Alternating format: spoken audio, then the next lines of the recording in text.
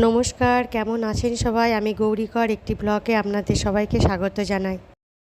আজকে হঠাৎই মেয়েটা বলে উঠলো বাড়িতে বানানো আলুর চপ খাবে, তাই সঙ্গে সঙ্গে চপ বানানোর রেসিপি শুরু করে দিলাম।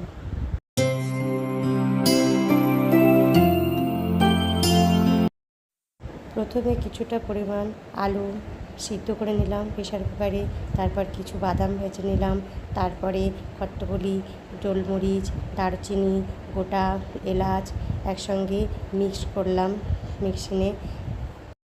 এখন বাদামগুলি আমি আলুটার সঙ্গে মিক্সড করে নিচ্ছি।